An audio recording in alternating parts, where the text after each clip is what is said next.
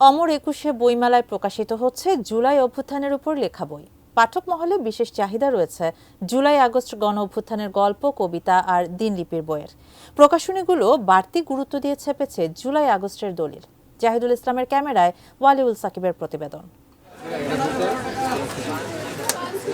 কবিতার পংক্তিতে, গল্প উপন্যাসের পাতায় কিংবা প্রবন্ধের বিষয়ভিত্তিক বইয়ে বুঁদ হয়ে থাকেন পাঠকেরা। কখনো প্রেম, কখনো প্রকৃতি, কখনো বা দেশ, রাজনীতি আর দ্রোহ বিপ্লবের মতো বিষয়েও পঠনের স্বাদ আস্বাদন করেন বইপ্রেমীরা। এবারের বইমেলায় বাড়তি গুরুত্ব পেয়েছে ২৪ জুলাই গণ অভ্যুত্থান। লেখা আছে অশ্রু জলে, সংবাদপত্রে জুলাই অভ্যুত্থান, ৩৬ জুলাই ২০২৪, পতনের পূর্বাপর, নতুন দিগন্তে জেগেছে ভোর ও ৩৬ জুলাইয়ের মতো বইয়ে সাহিত্যের নানা মাধ্যমে উঠে এসেছে জুলাই আগস্টের গণ অভ্যুত্থান। দিন বদলে ২০ বছরে বাংলালিংক দিচ্ছে ২০ জিবি মাত্র ৩১৯ টাকায়। অগাস্টের যে বিপ্লবটা, সেটা আমাদের দেশের জন্য আমার মনে হয় যে ইতিহাসটাকেই চেঞ্জ করে দিয়েছে আর কি।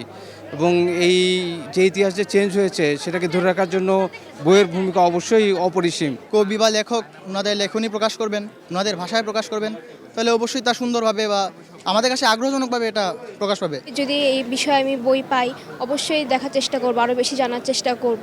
দুঃসময়ের দিনলিপিকে গল্প কবিতায় রূপ দিয়ে ইতিহাসের সারথি হতে চেয়েছেন লেখকেরাও। অন্যায়, অবিচার আর নিপীড়নের প্রতিবাদে লেখনীকেই অস্ত্র করেছেন তারা।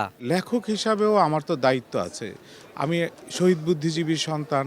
আমার বাবার যে ৭১ একটা ভূমিকা ছিল, আমিও একটা প্রয়োজন বোধ করলাম যে আমারও একটি ভূমিকা থাকার দরকার। এটা দলিল হিসাবে থাকবে, কারণ এটা গণ অভ্যুত্থানের একটা অন্যরকম একটা চিত্র এখানে তুলে ধরা হয়েছে।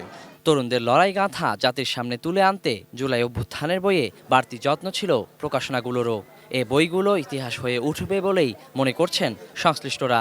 আমাদের একটা প্রয়াস ছিল যে আমাদের প্রকাশনী থেকে এমন কিছু আমরা বের করব, এবং যেটি আমরা মেলা শুরু হওয়ার আগে আমরা সব কার্যক্রম শেষ করেছি, এবং ১ তারিখ থেকে আমরা বইটি নিয়ে এসেছি। যেন ৭১ মুক্তিযুদ্ধ একটা দলিল, এটা একটা দলিল। সুতরাং এই দলিলগুলো সংগ্রহ করা বা পাঠকের সামনে উপস্থাপন করা আমাদের প্রকাশকের দায়িত্ব বলে আমি মনে করি। অমর একুশে বইমেলা ২০২৫ প্রকাশিত জুলাই অভ্যুত্থানের বইগুলোই হয়তো হয়ে উঠবে অকাট্য দলিল, জায়গা করে নেবে ইতিহাসের পাতায়। ২৪ জুলাই আগস্টকে খুঁজতে হলে হয়তো ভবিষ্যতেও ফিরে আসতে হবে ২৫-এই। Waliul Sakib, ATN news, Dhaka.